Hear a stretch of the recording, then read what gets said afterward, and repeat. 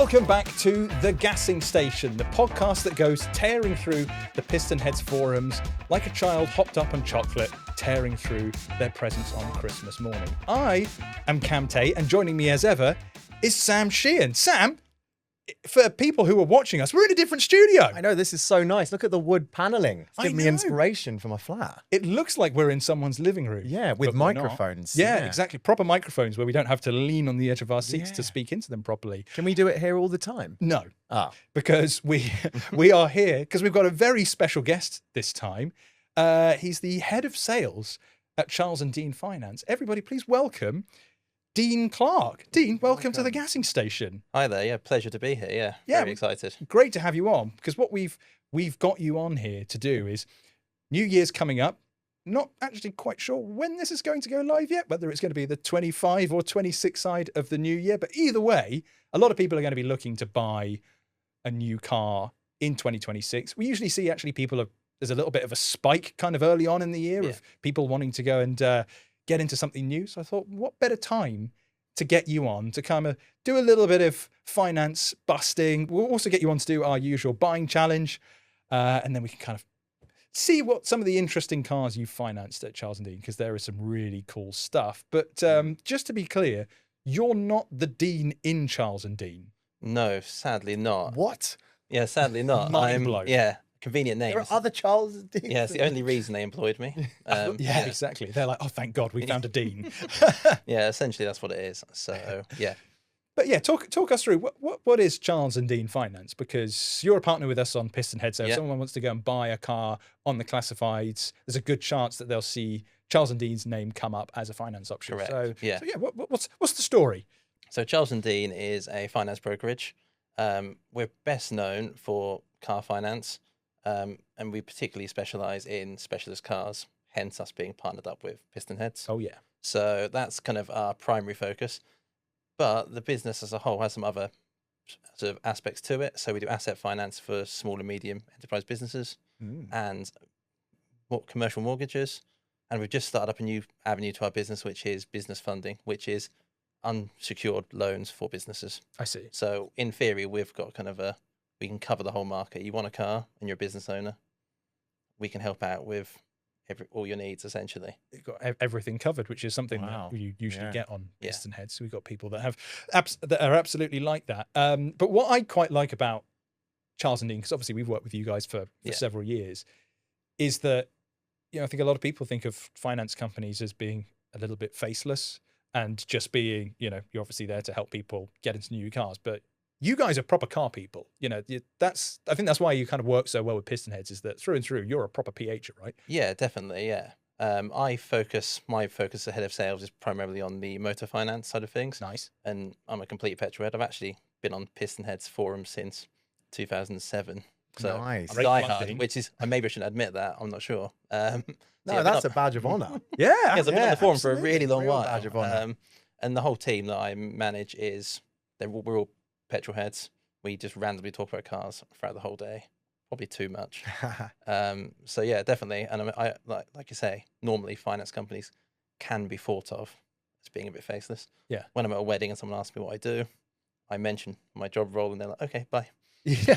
Really? It feels a bit like that, yeah. I accidentally did that to somebody once. It wasn't in car finance, but they were a lawyer. And it was the first time I've been really stumped with conversation, because I said, oh yeah, what do you do? And she was like, oh yeah, I'm a lawyer. And I was like, oh. And she went, yeah, I'm sorry. And I was like, I have no idea where to go from there, to be honest. I'm surprised, because I would be chewing your ear off. I'd be like, right, especially after a few drinks. It's kind of that post-Christmas few drinks accidental purchase scenario, but at a wedding. Well, hopefully I'll meet you at a wedding soon. Yeah. So. Well, that's why we've got Dean on, is because, people will actually go and want to have loads of questions about car finance. So talk us through your history of cars, because you've told me before that you've not had one or two. You've had many. Yeah, I've lost count. I've got a spreadsheet somewhere, which that's a good probably sign. not completely up to date, but it's about 50 cars, not including company cars and other sort of, peripheral vehicles. Oh, good Lord. So, yeah. So what are we talking about here in those 50 cars? Just loads of Kia Picantos? Nothing too fancy, to be fair, but I suppose key highlights, from a business perspective anyway, is 996 Carrera. Oh yeah. E46 M3 Coupe. Oh, manual. yeah. It's Manual. Good. Nothing too what fancy. colour? I'm sorry. You're It was geeking silver here. with the red leather. Is that? Nice. I'm rubbish. Nice I think colour. it's That's Titan, lovely, yeah. Titan silver. Yeah, Hang on, right. E46 question. What wheel size was it on? It was on the bigger wheels, on On the the bigger CSL style wheels, which Oh, okay. Those are cool. they Yeah. look great. Obviously, the ride Awesome. quality suffers, but But it looked good. every time I Those look at CSL that, wheels that's one of my are favourite perfection. looking cars I've owned. I used Yeah. to just look at it and go, "That's great." Beautiful car. Big time. Aged Yeah. so well. Yeah, such a good car. Also, a various other kind of weird utilitarian cars. I've had a Panda 4x4, the kind of 2005, the Mark nice. II, Nice. Audi A2, Skoda Yetis. Oh, wow. I've had all, I try to cover as many bases. I like a car that has a purpose. Yeah. Yeah, So, yeah. absolutely. And your favourite of all of those? And why is it the M3? It's actually not. Probably my favourite ever car is a Honda S2000. Nice. Oh, I okay. had one 10 years ago. 10 years ago? I don't know, roughly. And I've recently bought another one because I thought to myself, I want to experience it again. I thought it might be like an ex-girlfriend or something, but it's actually still good. Note for like an everyone looking ex-girlfriend. at Yeah, your exactly. ex-girlfriend's Instagram still. Wait, you've got to make a correction, haven't you, on an S2000? Because I think I made a bit of a boo-boo on a recent episode you listened to, and you're an expert. Yeah. I've got a bone to pick with you. No, I'm joking. Essentially, when I was listening to it, I was like, Sam, you're wrong. Oh, yeah. Because Damn. you mentioned that facelift cars don't rev as high. Yeah. All European, I think maybe Japanese market, S2000s have the same engine, same rev limit right through production. It's just the American market which messes things up. Oh, I think they got a slightly larger engine for the torque. sorry, guys. Got it wrong. There we go. It makes me sound awfully like Lana. No, but it's good. That's the level of expertise you bring when you've owned that many cars and you've had two S2000s. That's Yeah. good. That was actually a test to see if he was Yes. eligible legitimate. to be on a Piston Heads podcast, because that's the sort of nerdery Yeah. that we Yeah. embrace here at PH. Yeah. So that's part of your current fleet. What else? Because I'm guessing the S2000 is not just your sole car, right? There's No, it's there's not. something along No. with it. I mean, the rest of the fleet is fairly dull, but let's go through it. So it's I've got a 2012 E350 Estate, which is Nice. our dog car. Cool. 62 plate. I bought it as a stopgap, but it's so good, and I've now done 35,000 miles in it in the past couple of years, and it fits everything in it. Efficient, quite quick, What dog have you got, by the way? How big? quite big. She's a black and tan coonhound, which Excellent. no one knows what they are. No idea what American, that is, but they're an it's a, American breed. it's a and big dog. What Big dog. what spec color? black and tan. Okay, right, I great. thought you were asking about the dog there. No, it What's- was. Oh, Yeah, right. no, what's Yeah, the spec? it is black and tan. Black yeah. and tan The dog. car's Great, not black okay. and tan. Oh, because that would have been a great. I think that's a great Yeah. combo. Yeah. The dog is. So yeah, that's the kind of dog car. Then I've got a electric Honda, an ENY1, which Famously fantastic cars, right, Sam? Well, hang on. There's a key point because we spoke about this earlier. When they launched new, the price was very like, that's how much? What was it like? Way over 30 40 grand, I Over think. 40 Over 40 grand for grand, a yeah. sub. Not the best car in the bracket, but and I agree. you didn't pay the full whack for it. No, there was some silly offer that I actually did learn about through Piston Heads. There we go. Nice. Funny enough, on the forums, there was some silly offer because they couldn't sell them. Yeah. Because they're not that What? good. Yeah, they couldn't sell them. So Shock. it's a ridiculous deal, like a few £100 a Yeah, month And that's fair with no enough. deposit, with minimal deposit. And it's my wife's car, and she can charge for free at work. So Amazing. it just saves us so Yeah. much money. It's just, Yeah. it makes sense. It's mainly my wife's car. So I drive it occasionally and moan about it, but it's fine. But you can treat a car like that like a white good and be like, that was a really good fridge I've purchased. Like, my food's colder, the freezer works really well. You talk about that in the same way. Free charging. Yeah, it's exactly, Comfortable yeah. enough, spacious enough. That's how I feel It doesn't about have to it. be emotional like your other cars, does it? So, No, agreed. Yeah, Yeah. because the Merc that's kind of got under my skin. It's a Yeah. bit boring, but actually once I got used to it, I love just driving it. It's just yeah. for any long journey. Well, Yeah. this is a theory that I've had. So listeners will know that I have just bought a 435i from 2014, Nice. and choice. I think that's going to come up every episode because I Yeah. love it so much. But it was the Grand Coupe, so we've got it as a family car. But you get in it and you go like, this is all the car that I could need. The only thing that it's missing is CarPlay. But there's no really annoying bongs.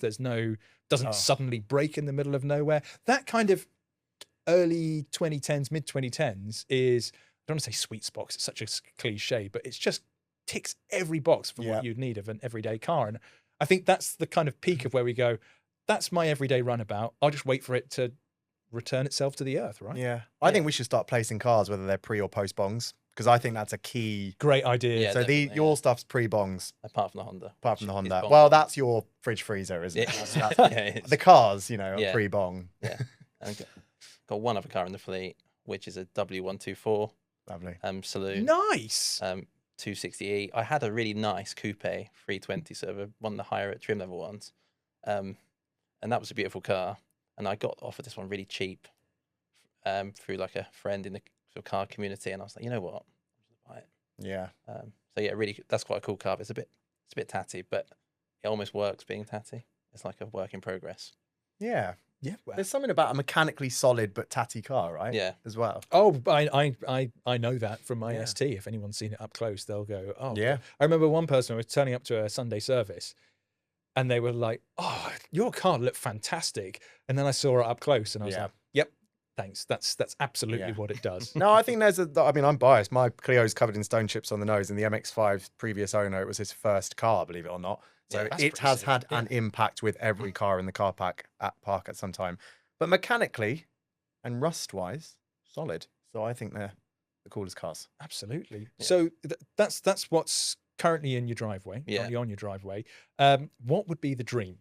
If money, let's go money, no object. What's the dream to have? I'll be honest with you. In my head, I thought you were going to ask me about my next car that I'm going to buy. So I had that in my head rather than dream car. Well, you can bring that up now if you'd like. Let's yeah. start off. What are you going to get next, and then tell me your dream car. Okay. Next two purchases in my head are a Mark 1 Renault Twingo, Oh, which is a bit weird, but well, it's on trend again. They've got the new electric The new one coming ones are out. out. So you're going to be the guy bumbling around. I want one in a bright 90s colour Yes. because as a kid, Yeah. I used to go to, you go to like Mallorca, Ibiza, France, wherever with your parents. And I was 6 years old when they were new, 4 years old, whatever it might have been. Nostalgia. And I'd say to my mum, Twingo. And I had model Twingos. It's a bit odd. Probably shows the child I was. My brother had a model Twingo, and he's also odd, so that's fine. Yeah, so now I'm left-hand like, drive as well, aren't they? yeah, all left-hand All of drive. them, Yeah. yeah. So my plan is to get one from Europe Yeah. at some point, and then slightly more sensibly, once I've got a few things sort of, boring life stuff like remortgaging, Alpine A110. Oh, That's the dream. Yeah. That's it's got to Yeah. be done. Renault It's got press to be office is done. going to be very happy with those answers. They will actually. Yeah, really, absolutely. yeah. Yeah. Is there any plan for the Twingo, or is it literally just keep it stock and cherish it as a childhood memory? Just keep Cage keep it. it. Just Limited No. diff. no, honestly, I Clio just RS engine. There's an Instagram Yes. channel with that someone's put I think it might be a 182 engine. I think it is an in. F4R. I'm pretty Yeah. sure I've seen this. Yeah, and it they do all Cage, sorts of weird. They diff. do weird Ooh. videos where they edit in Yeah.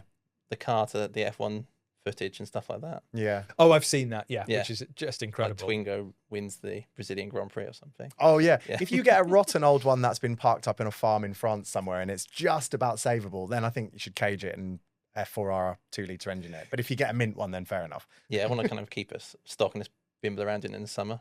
Yeah. That's all I want to do. Fair Yeah. enough. Could you, over time, just gradually restore it to Concours spec? Because then you can go to Festival of the Unexceptional. Yes. That's local to me, actually. And but that's local to you. There you Yeah. go. That would go down like a house on fire there. it yeah. would, yeah. I'm probably not patient enough for a concourse car. though. Yeah. And then you wouldn't use it. You and wouldn't then, use and it. then you'd Yeah. be Yeah. someone's not my absolute not my thing. pristine Twingo that's Yeah. parked up, which would be very strange. Fantastic choices of cars there. And the A110, Oh, definitely on the dream list. That sweet. one Sweet. of those ones that's a bit like a Porsche, where everyone says they're great, and you go, can it really be as good as everyone says it is? And then you drive it and you go, oh yeah. Yeah. Literally within seconds, you go, okay. I And get any this. weather as well. That's the beauty of that car. Have you driven one before? I've not, no. So they're great for UK. I've not actually driven one on winter tyres, but No. I presume it would be quite nice because they're so light. And often you get hypercars and supercars on winter tyres, as you might have. Yeah. And some of your customers probably end up driving them like that as well. And they can feel a little bit like you lose a bit of sensitivity and they just don't feel as good on the winter tyre. But because that car's so light, I imagine it won't be so negatively impacted by Yeah. a tyre change like that. So it could be a year-round sports car. Yeah, it would. That's what I'd want to use it. At the moment, Yeah. stuff like the S2000, they rust. Yeah. Yes. They rust. Oh, yeah. So, you're not keen to snack out this time of year, whereas Yeah. an Alpine A110 I'd use all year round, not fussed. Yeah. So, Great. and I great did a daily driving sponsor. tour recently, and someone had one. The other cars were stuff like Spider RSs, Yeah. Hurricanes, and someone was an Alpine A110 in the group. Yeah. And it shows how good they're on the road. It just Epic. kept up.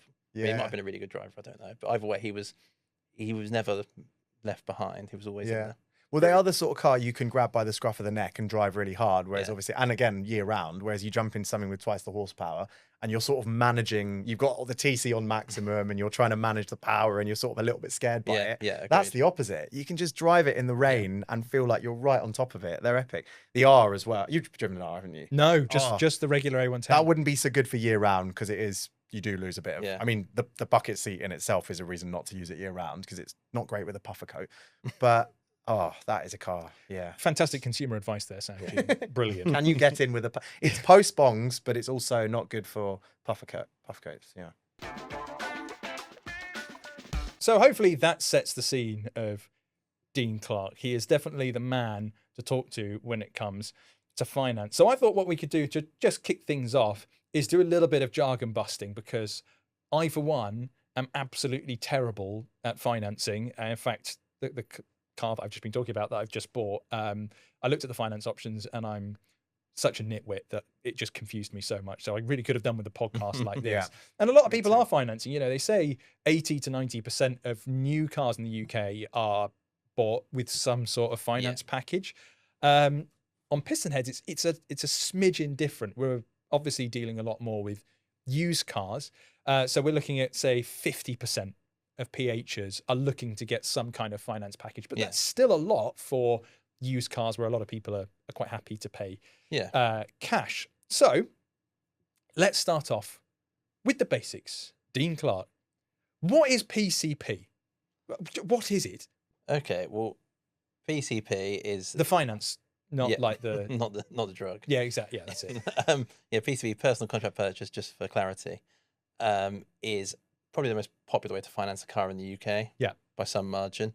The idea of it is the finance is based on, you put a deposit down on a £20,000 car of £2,000, and there's a balloon payment of £10,000, which is based on predicted residuals for the car. I see. By the lender. So the lender says, we think this car worth £10,000, just for simple figures, in 3 years' time, and you'll basically pay monthly the difference between those, the 18 and the 10. Yeah. And then when you get to the final payment, you've got 3 options. You can either give the car back to the finance company if it's worth less than that. So that's a protection for a consumer, especially important with electric cars. Yes. Or you can, refinance it, pay it from savings. So there's a few options there for you at the end of the agreement. I see. Because you can have something they call the balloon payment. Right? Yeah, that is at the end. The 10,000 at the end is the balloon payment. Yeah. So that's the amount that you've got at the end, and that's what essentially the car is worth after the initial. Yeah, it's what the initial lender. PCP. It's what the lender assumed or predicted the car would be worth. I see. And can you change the potential outcome of that balloon payment? So let's say, is that based on the deposit? So instead of saying, 20 grand car and I've paid 2 grand, could I then go and put 5, 6, 7, 10 grand down, minimize monthly payments, and then minimize that balloon at the end? You can do, yeah. The balloon is typically set. So if you put in your example, £6,000, the balloon would still be 10. I see. Right. That is, the balloon's not affected by the deposit.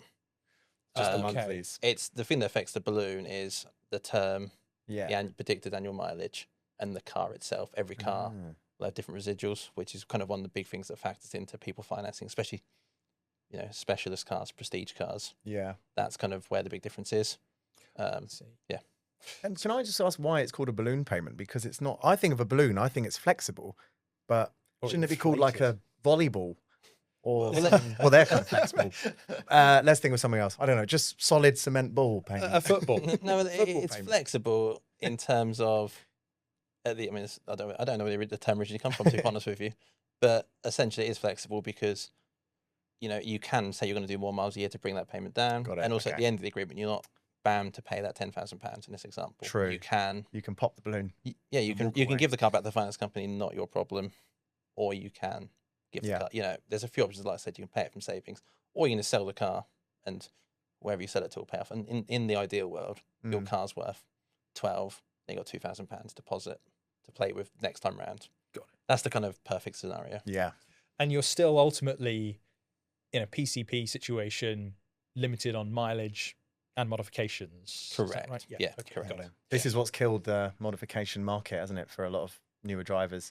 Absolutely. Inability to, the contract terms won't allow you to stick Yeah. that splitter on. I mean, I've seen people do it, but you're Yeah. officially by the terms of the contract not meant to. Yeah, I mean, it takes a special kind of person to look at a finance agreement and go, yeah, I'll modify this. It'll be fine. Can you put in the small print no 3D gel plates specifically? Yes, I think if that I should be- could, No 3D gel plates. If I could, I would. Okay. But Yeah. I need to be, yeah. Yeah, well, if you can pull some strings, that would be incredible. Industry wide, please. Yeah. Or chameleon tints.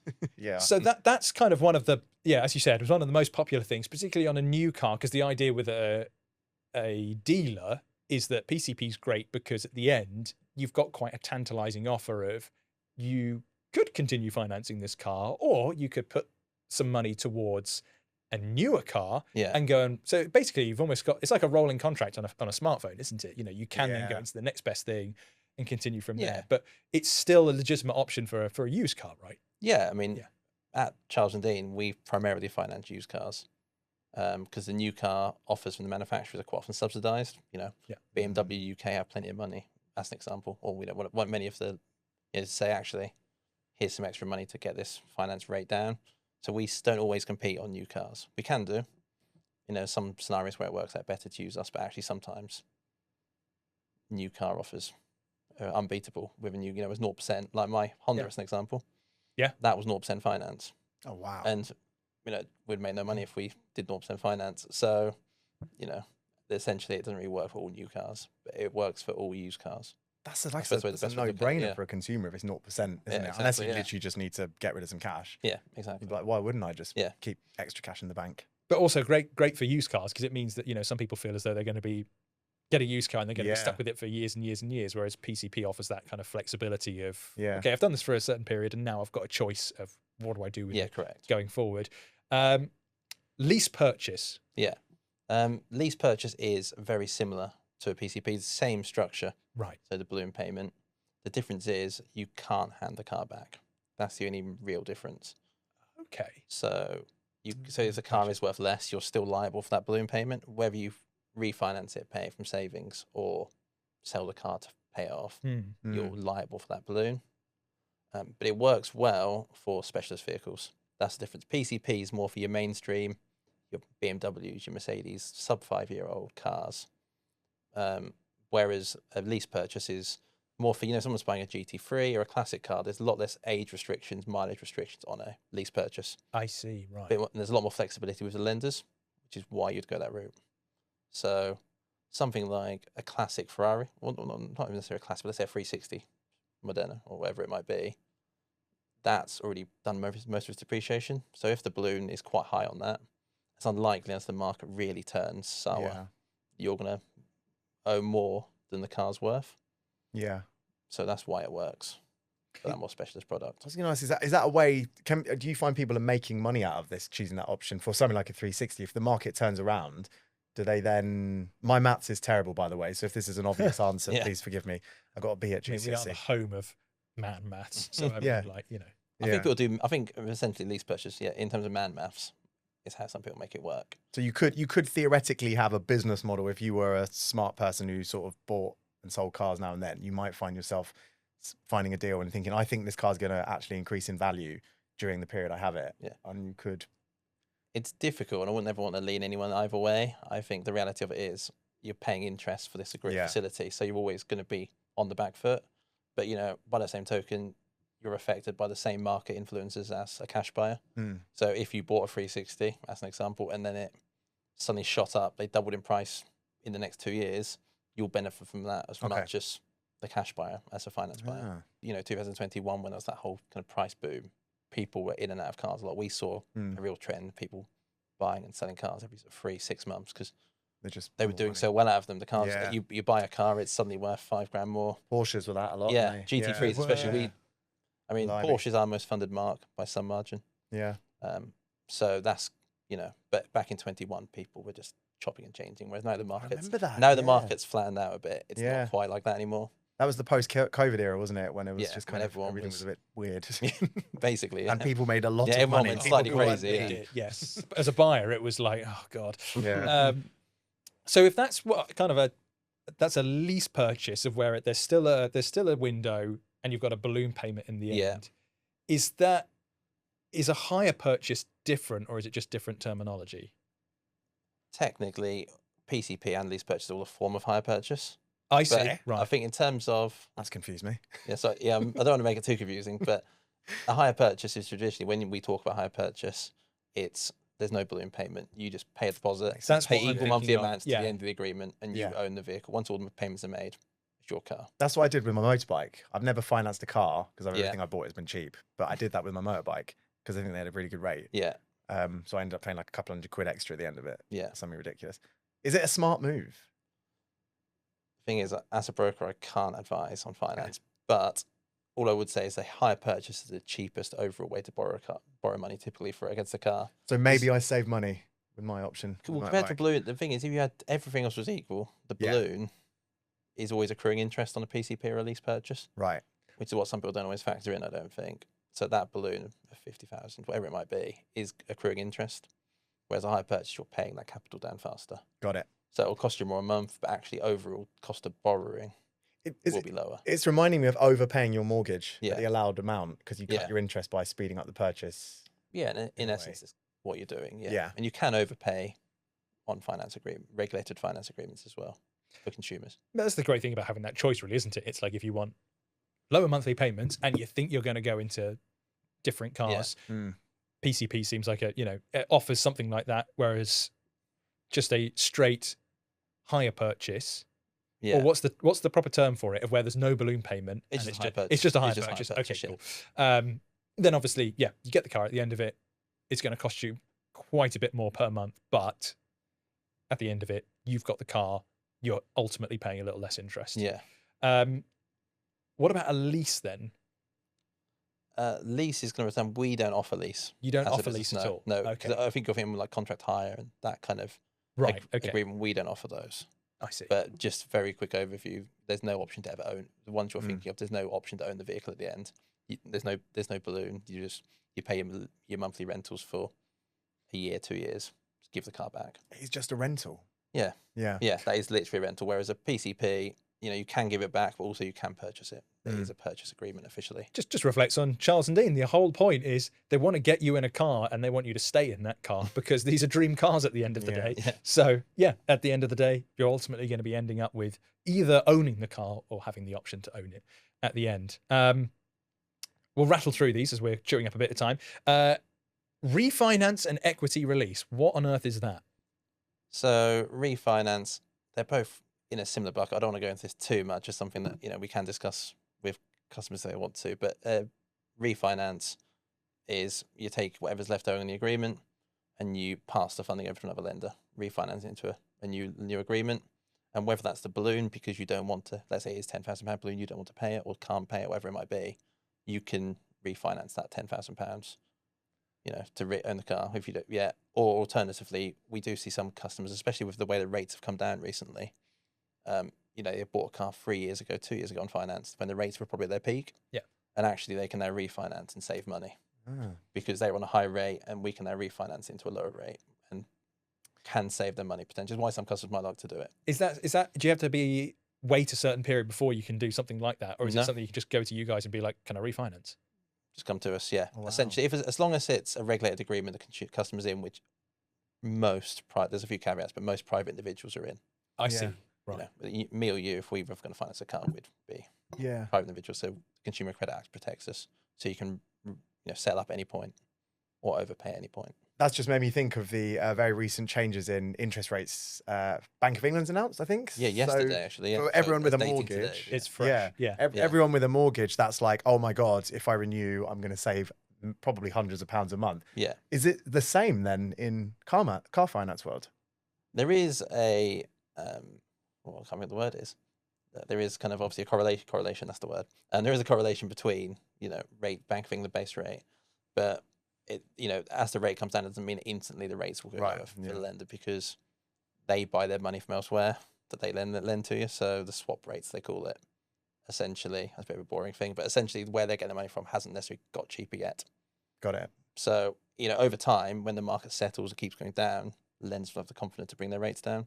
But it's not a case of the Bank of England changes on a Tuesday, Wednesday rates are lower. It's making me think of fuel prices. Oil barrel goes down, but somehow the petrol delays. I know. Still, Yeah, stays no, the it went, same. yeah, it went both ways. It took a while for the rates to go up as well with the Bank of England, so it's kind of, Yeah.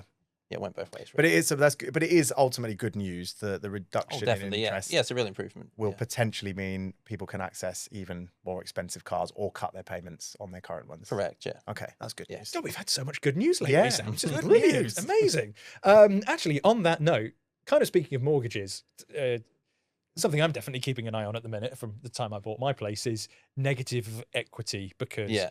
the market, especially on the housing side, is always a big question mark.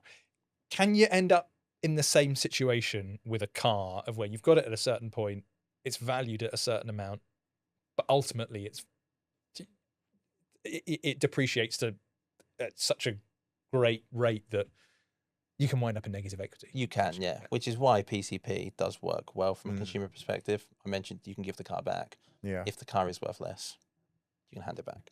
Because that's kind of been a problem Yeah. that's affecting a lot of electric car buyers, Yeah. isn't it? Yeah. Or was in the last couple of years, Yeah, right? definitely, yeah. It probably still is now. So, to be so fair, what but yeah. what was that issue? Because there's a lot of people who have bought EVs at an extremely high original cost, Yeah. and then have gone to go and move them on a year or two later and gone, where's 50 grand gone? So Yeah. yeah, what happened there? I think they're just market influences. That's almost sits aside from the finance. But like I say, I think people were buying these. We saw it a lot in 21. People buying Taycans and Teslas at their kind of peak, real peak. And then suddenly, 3 years down the line, the sentiment towards them is not the same. They're worth a lot less. People go it. But the thing is, if you're a cash buyer, that is very much, you've lost that money completely. Whereas with a PCP, you can give the car back. And then a lease purchase, like I said, that's the downside of lease purchase, which is why you'd probably try to avoid one with an electric car. Yeah. So you've almost got with that PCP, it's almost like a buffer of protection in that sense of where it's like, okay, at least I can hand the car back and I don't have to worry about it, and it's all done. So in terms of flexibility then, so let's say I'm looking to get a car and I want to finance it, but I don't want someone telling me I've got to do just 50 miles a year and then I can't change anything on it. What option out there would offer me the most flexibility to go and do whatever I want with my car, essentially? Well, any regulated agreement for a consumer would give you the option to settle up at any point. So you have got that flexibility regardless. PCP is the one that's most strongly kind of stipulated by annual mileage because that balloon is based on predicted mileage, and there will be excess mileage charges if you go over that and hand the car back.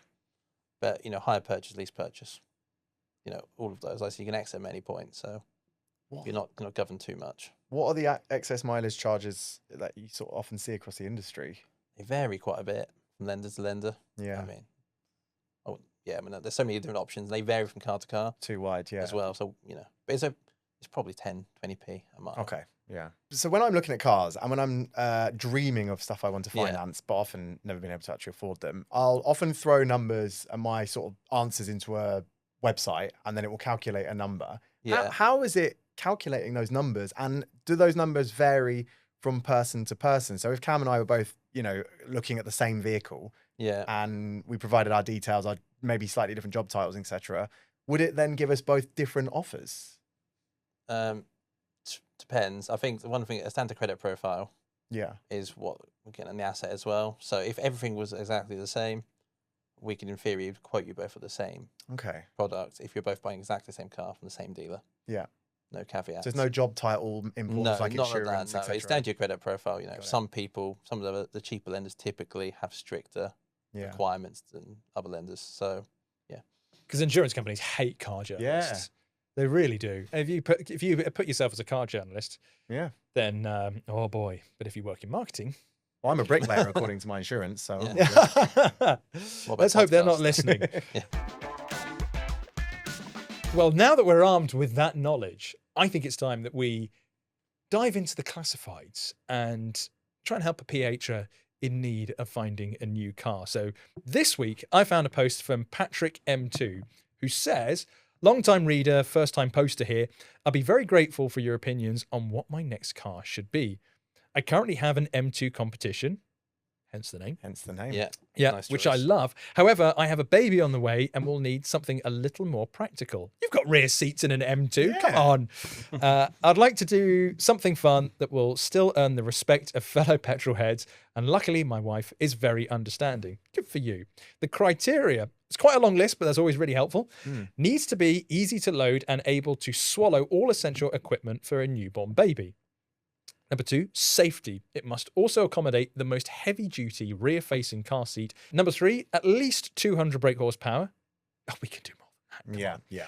on. 4, good handling. Previous cars include a Mark 8 Fiesta ST, which was Nice. brilliant, and an M140i, which I liked less. Needs a slippy diff. Funny that, because a lot of people who do these, who, when we go through these, always say, oh, the M140i Yeah. is the best thing I've ever had. So that's good to know. Number 5, I think, I don't mind a choppy ride, but the rest of the family will be less keen. Number 6, it'll be parked on the street in London, so shouldn't attract too much attention. Number 7, can't charge at home, so not looking at an electric car. That's fine.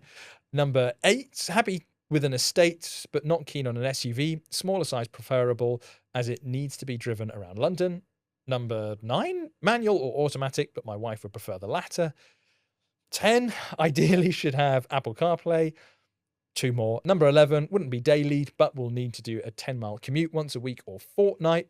And number 12 has to have a maximum budget of £40,000. Lovely. Now, we've all chipped into this, Yeah. including special guest Dean. However, Sam, I'm going to kick off with you Oh God, pressure's on. to set the tone. So Well- what have you found? 40k, family/baby friendly. I think these are very pH appropriate. It's the best way to open on a pH podcast. But I think the first choice I've gone for, in fact, I'm going to switch them around. I'm going to go for the Alfa Romeo Giulia Quadrifoglio, which is Oh, not yeah. that surprising. Of course, it is a Giulia when you drive Yeah. it sensibly, basically Yep. very comfortable as well. Mention of a choppy ride. This definitely doesn't have that. It's super comfy, you know. Is it not? Yeah, I've never been in one, you but can- I'd assume they're quite firm. You can sense the Ferrariness in its veins, in the way that it's got a softer mode and the Okay. damping, even if you're in the faster drive modes. Don't get me started on the shift paddles; they are just wonderful. Amazing engine, with some connections to Ferrari again. But crucially, rear seat access is the same as a normal Giulia, so it's a very comfortable car for the little one in the back, and a modern car, so it'll be very safe as well. And of course, it makes an amazing sound. It's literally a family saloon. This one I can see is 36,995, so well within budget. But you know what I really like about this one is that, with the caveat of needs to be subtle for London, Yeah, it's black. yeah. So it's not in the very shouty, well, it's not shouty red, but it definitely says, look at me, I'm Yeah. the Quadrifoglio. Just little yellow calipers to Just give yellow it away. calipers. And Someone will walk past that and go, If you know, you know. yeah, Exactly. that might Yeah. just be a Veloce. I'm not going to bother stealing that. the Akrapovic exhaust as well means it will sound lovely when running. Oh, yeah. But of course, when you could always just push it down the street, leave it in neutral, just roll it out of the way of, if you got to wake up the baby, if you don't want to wake up the baby in the morning when you start up, you'll be all right. You make it work. Yeah, I'd waking love- up baby, I didn't think. And one previous owner as well. So, what's the year of this one? 2020. So it's 5 years old, nearly 6 years old. Just one owner. Nice choice. Sublime. Yeah. I'd like Great it in Montreal green. Sorry, Yeah. I'd like one in Montreal green. Looks good. That I was having a look at That's the these dream. and I was like, because I really wanted a Montreal green one, but they command quite a premium. Yes. But also because I think they were only available on the facelift. Was there a lot more money? Yeah. Ah, Which are yes. quite a lot Yeah. more money. So yes, facelift, you do get some improvements, but if you don't get the facelift, you can get your Giulia Quadrifoglio for within budget.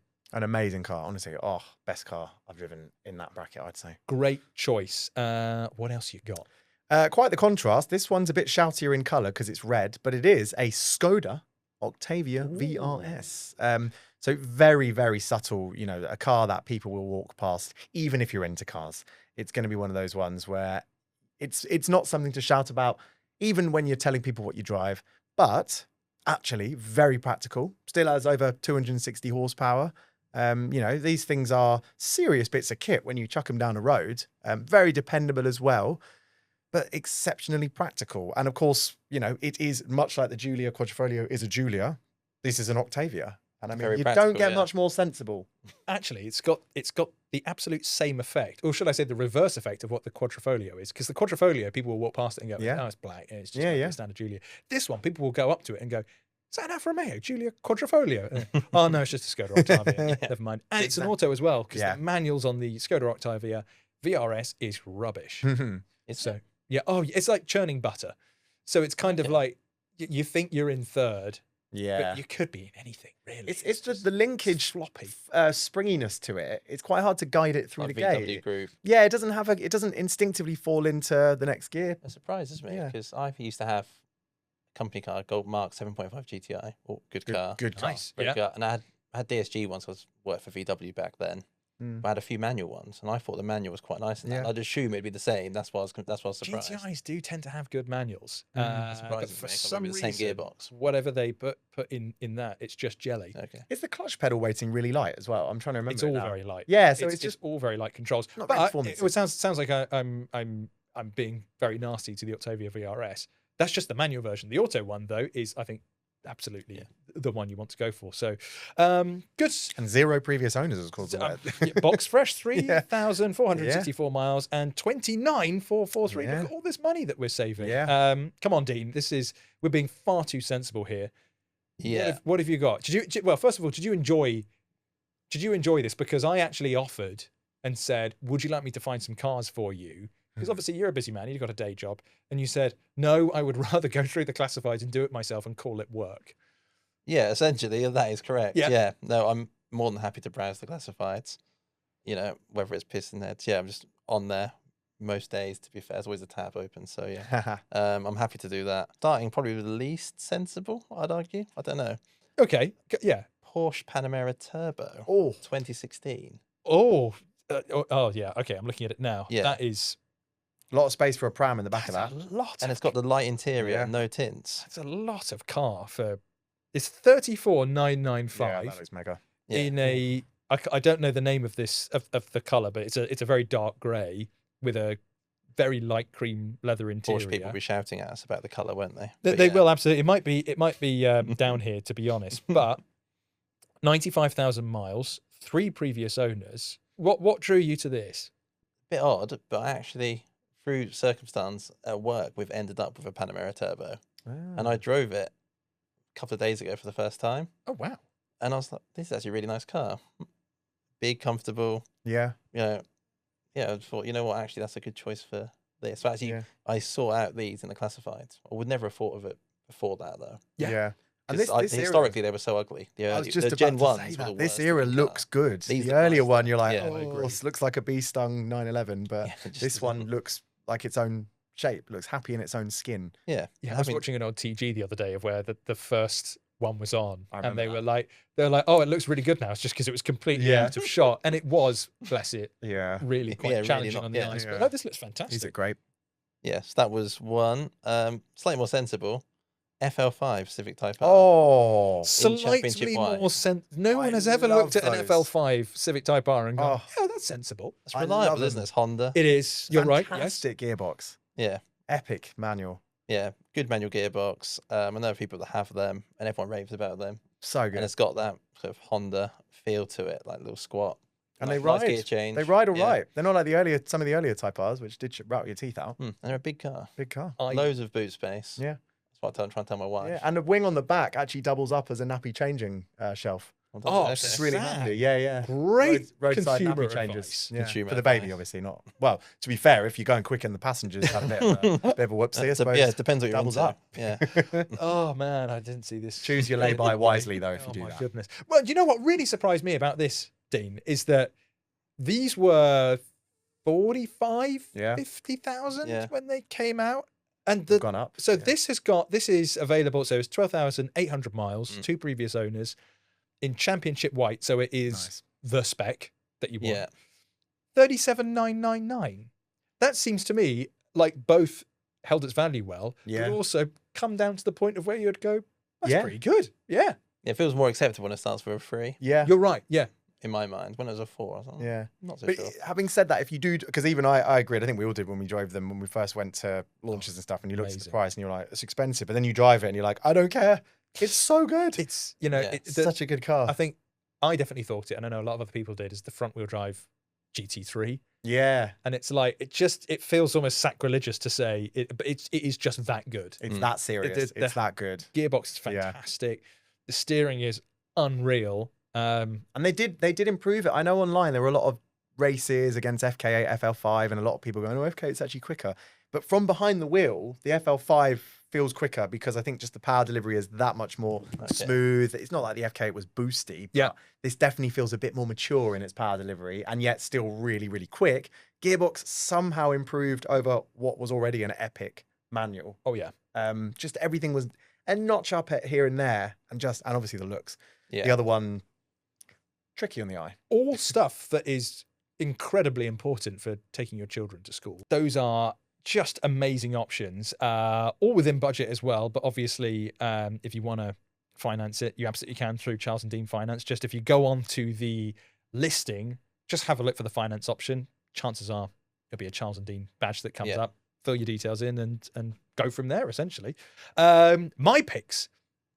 So I feel like I've ignored so I've got two cars, and they each ignore what I think are probably quite critical parts of the criteria, but they were just too good to ignore. The first one, because they've said they had a Mark 8 Fiesta ST, well, why not get the bigger version of that? Yeah. The Focus RS edition, which I believe had a little bit more grunt and was a tad more focused than the standard Focus RS. So 350 horsepower. This one's blue with black wheels. Like a launch spec one, isn't it? They came out in that blue. Yeah. They did come out in that blue, although I think the edition is one of the... It's not one of the latter ones, because I think they discontinued them a few years after this. This is a 2018 car, but it is box fresh. Yeah. 702 miles.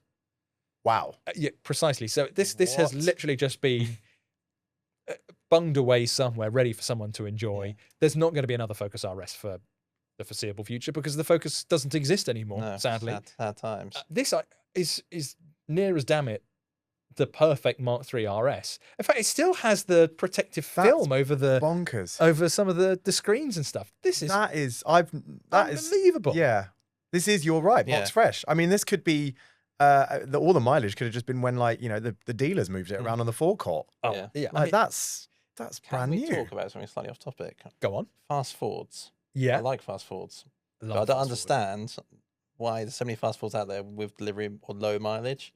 Whenever there's an auction, there's always someone's found another 4 Sierra Cosworths with 400 miles or Focus RSs. They seem to be a car that I think people must speculate on or something. I can't put my finger on it, but there seems to be a lot of fast Fords out there with delivery mileage or minimal mileage. I think people just know that there's a good chance that they're going to go up in value. Yeah. So, I mean, obviously you're seeing, like, you know, it was Princess Diana's ex Escort RS Turbo that went for, obviously there was the Diana Premium that came with that. That's how. Who would have thought, like, you know, well north of $500,000 quid for an Escort. And it's the same with, you know, the Sierra RS Cosworths. They were obviously going to hold their money well, but like the amount that they're changing hands for these days is just crazy. And I think people go like, well, look at Ford now. Where are the fast fun things? I'm not sure if the Puma ST still exists, but otherwise... it does, but it's not quite as, it's got a different, it's mild hybrid engine, isn't it now? I mean, it's not that what it T3 was. cylinder anymore. Precisely. Yeah. So where's the fun in that? And so cars like this are going to be highly sought after. So bear that in mind. Yes, it's going to be a little bit shouty on the street. Okay, I get that, but you're getting pretty much a brand new car. It is £43,990. But what's the theme of this episode? Charles and Dean Finance. Just go. You know, you can, because Dean, you don't have to go and do the whole thing as finance, do you? You could put quite a hefty deposit. Yeah, down, right? Different criteria for different lenders, but you could put 50%, 60, 70% down, and then finance the rest on a higher purchase. There you go. And if then you don't quite the money, or and like I said, because you can pay it off earlier on in the agreement if you wanted to. There's options to settle up as well. So if you didn't want to pay it for the next 3 years, you could, we can agree terms. So there's an option. One more question for you on that front. Can you take finance out on auction cars? We can, yeah. Okay. You'll see Charles and Dean on the auction pages. Yeah. You can do it. There's no reason why you can't. There's a few limitations because generally the auction cars are private vendors, I see. which Yeah. limits the lending options. Right. A lot of lenders won't finance on private sale vehicles. There's less protection because obviously they take ownership of the vehicle.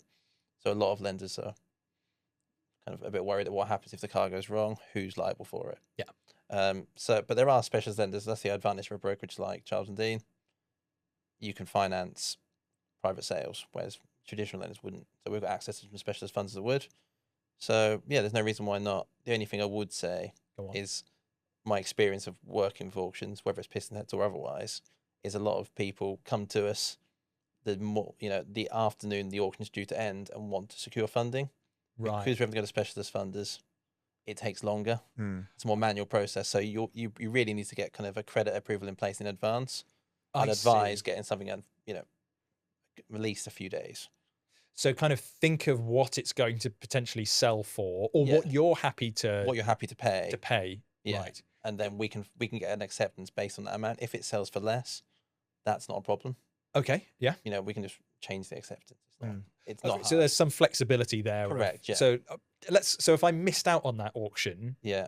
can you then go, it didn't happen. You don't have to then go ahead with the product. No, the different lenders have different criteria, but essentially, on a rough guide, 90-day acceptance. So once you've got an acceptance, it lasts 90 days. You've then still got another, 80 days or whatever it might be to go find another car. Mm. It's subject to car being looked at again. If you were accepted £100,000 on a car, I don't know. Let's say use the 360 example again, a Ferrari 360. That's fine. Then if you're trying to borrow £100,000 against a Mark II Fiesta or something, I see. Yes. it wouldn't work. Yes. So Yeah. That makes perfect sense. if you're keeping roughly the same type of vehicle, no reason why not. Got And I'd always advise that, at least getting the credit in place. That way, when you're bidding, you can have bidding confidence. Yeah. You know that you've got the money there ready to pay for it, rather than messaging us we quite often get a phone call at 4 p.m. on a Friday. Oh, wow. It ends at 7 p.m. tonight, and I'm like, Yeah.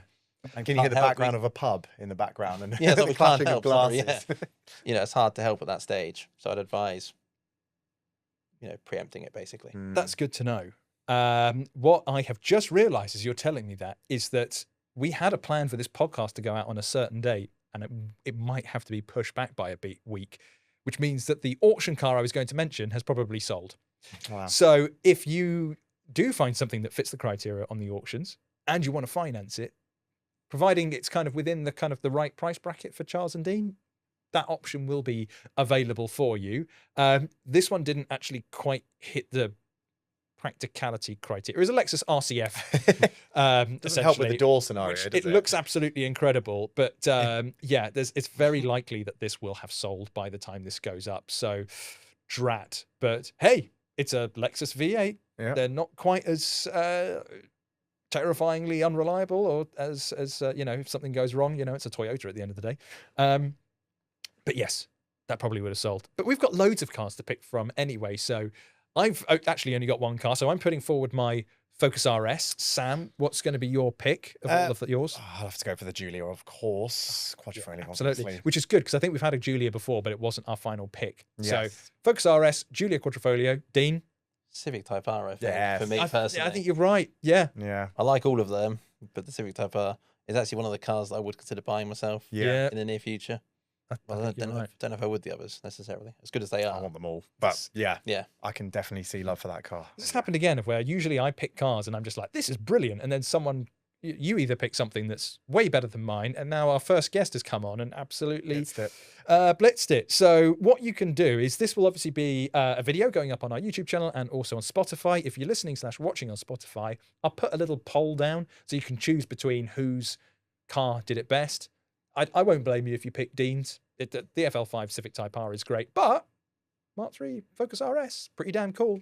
So you can vote for it there. I'll also put down so there'll be an article that goes live of this on the Pistonheads homepage. You can go into that, go into the forum thread yourself and put your own suggestions through if you fancy it. Let's wrap things up with you've bought some interesting cars that you have financed. So you're saying the majority of there's a good chunk of cars that you finance are Yeah. Porsches, right? Correct. Yeah. Which makes a lot of sense. Every year is the #1 mark we finance. Yeah. So yeah. And so, but it doesn't have to be a German performance or premium car No. that you go finance for. You've had some proper strange ones, right? Yeah. What are we talking about here? So let me just have a little think. There's quite a few different unusual cars we've financed. You know, anything from Piston's favourite TVR Tuscan S Ooh. recently. Oh, nice. Tuscan S we financed only a few months ago, I think. That was a lovely vehicle. In Wow. like the kind of orangey. There's so many colours they come in, but like Yeah. a bright, kind of quite a bright orange. A Peterson Bentley Blower Recreation. Wow. I'm not a complete expert on these recreations and stuff, but as a It's Peterson difficult, yeah. Bentley Blower I thought recreation. everyone paid for those in old money. I thought they would come out with the, With shillings. 100, yeah. how Yeah, many or gold. Yeah, Shake Something hands on like it. You just leather shake boots, hands. Yeah. yeah. I I've just trust gone you, into good my sir. gold stash. I've got Darling, 3 bars. Yes. Bring out the bars. Yeah. That's Trade it for incredible. the 6 Finance. horses. Oh, interesting. Yeah. So yeah, that's one of the other ones.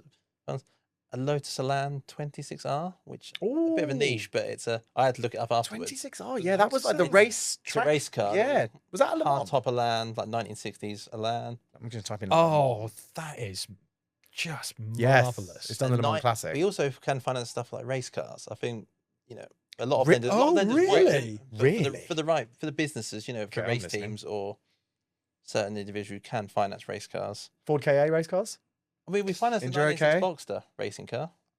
Really? Like the Porsche 90, there is a 96 Porsche Cup, I believe. Yeah, There is, yeah, All these yeah, one yeah. makes One of those, series. yeah, we Bird's financed one of racing it, those. actually. Interesting. Yeah, Matt Yeah, Bird has. yeah, Yeah, yeah. Yeah. He did really well in it, if I remember Did correctly. he win Yeah. or get a podium? I think he did. I've seen pictures Yeah. of him on a podium I'm in pretty Porsche sure he did. gear. So he either got on the He did podium really well, or wanted yeah. a picture of himself on the podium. Yeah.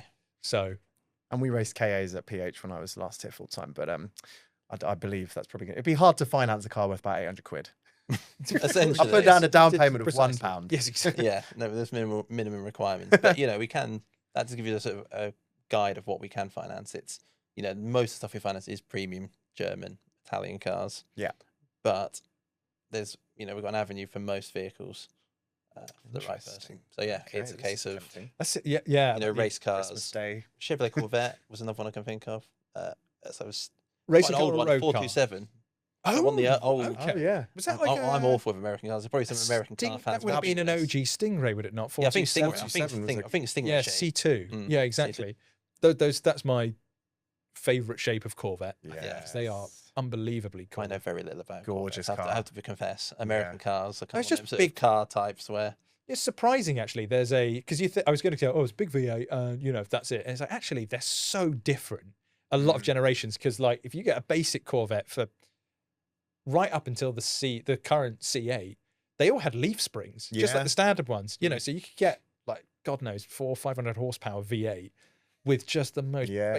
basic and pathetic rear suspension. And then you work your way up, and it's like, oh, now you can go and get springs in it or whatever. Yeah. And the current ones, it's the standard ones have cross-plane V8s. Then you can get flat plane crank V8 on the higher end ones. They're such a versatile car Yeah. that we're only really just starting to experience because we're only just starting to get them in the UK. Yeah. I remember an old, I think it was Top Gear with Clarkson, and he was talking about how bad handling an early, I guess it would have been an 80s Corvette was. That he said, when you park it up, anyone who's watched this episode, hopefully I'm going to give you a memory you might have forgotten about. And he parked it up outside of a bar or shop, went inside for 10 minutes, came out, and the car was facing the other way around. It was a joke on how bad the car handled, that it actually spun itself out while it was parked. That's incredible. So this was this a racing vet or was it? it was, I believe. Yeah, memory's a bit cloudy, but I believe it was. Absolute Wow. sheer thunder. So this is like Goodwood spec stuff. Yeah, so Wow. that 26R Elan is Yeah. Goodwood spec type I love the Elans. They historic race car. So Yeah. you can do cars like that. That is My My dad's absolutely got an wild. S3, but I'd love a race one. Yeah, But is there one that's come across your desk that you've thought, oh my God, that's really, or one that's kind of really blown you away that you've thought, I can't believe someone's gone and put that through? Stumped you there. you have it. You completely stumped me. I mean, those are the cars that probably raised my eyebrow the Stood out, most. Yeah. You know, I'd love a GT3 touring as much as the next man. But Yeah. we do finance a reasonable amount of, you know, GT3s and that kind of car. And I'd love one. Yeah. Need to Well, I need to get some more money first, but I would like one. Whereas, you know, those sort of cars, it's interesting. Mm. They've stuck in my head. Yeah. That's the Because you're a proper petrol head.